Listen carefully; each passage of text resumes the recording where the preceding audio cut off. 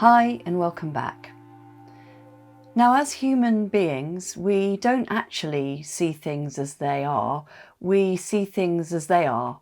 Because so much information is flooding our senses every single second of every single day, we can't possibly take it all in and make sense of it all. So what we do is we filter it. And in doing that, we actually are selective about what we focus on, and we distort that information once it's come into our brains. And what that means is that when times are hard, we're often actually, without even realizing it, making it harder with our own thinking. So today's technique is actually derived from the ancient Greek philosopher Socrates, who lived over 2000 years ago. And it focuses on the use of questioning to challenge our thinking and help us to become aware of the ways in which we are distorting our reality in doing so.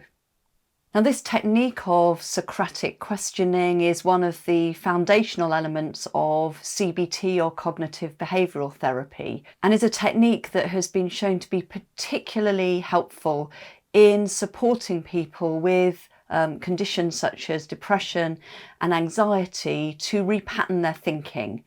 But it's also a technique that any of us can use at any time to become more aware of and challenge the validity of our thinking and help ourselves to become more balanced with the thoughts that we're having. I've chosen to do this today because it was a technique that I needed to employ on myself today as I woke up and found myself in some not particularly helpful, gloomy patterns of thinking about the current situation.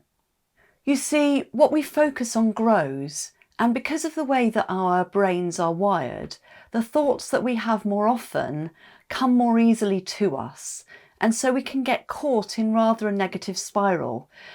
I like to use the metaphor of walking into a field, and if you can imagine yourself walking into a field of long grass, and there is a path that has been worn through that field, through walkers repeatedly walking that particular line.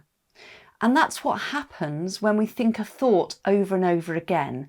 It wears a path through that long field of grass, so that as we walk into that field, that is the route that we naturally take. Now, the thing that we may not realise, because we're caught in this negative habit, is that path is actually leading us to a dead end or into a muddy ditch. But each time we walk into the field, because we're not thinking about it, we naturally see that path and we walk down that path and we end up in the muddy ditch again and again and again. What we're doing with this technique is we are learning to take a different path as we enter the field. So when we enter the field, we're going to have to consciously stop ourselves from walking down the well-worn path and start to tread a new path. So here's the technique.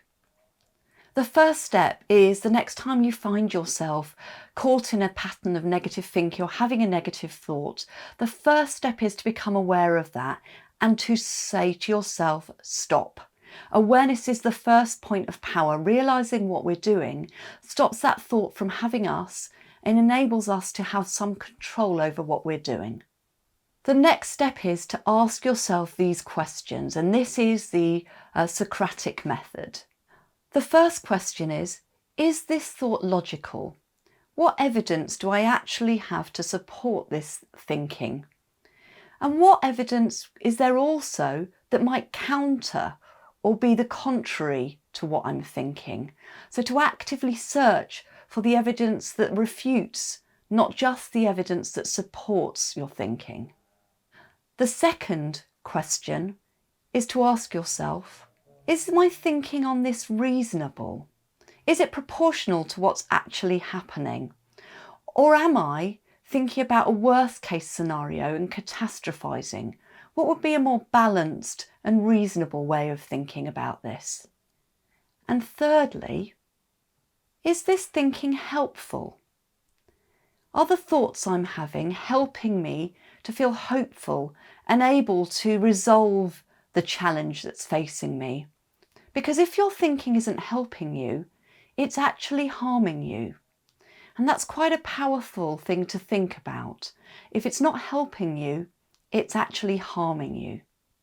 So finally, what would be a more helpful thought for me to have here? What would help me to feel hopeful and able to take some action on this issue?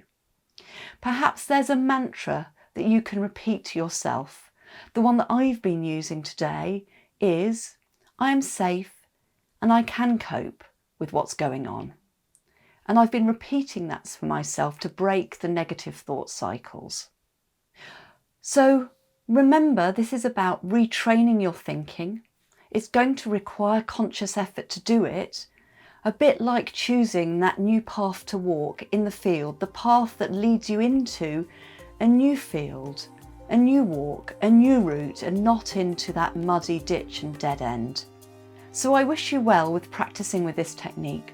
I look forward to sharing more with you over the coming days and weeks. Stay safe. Much love.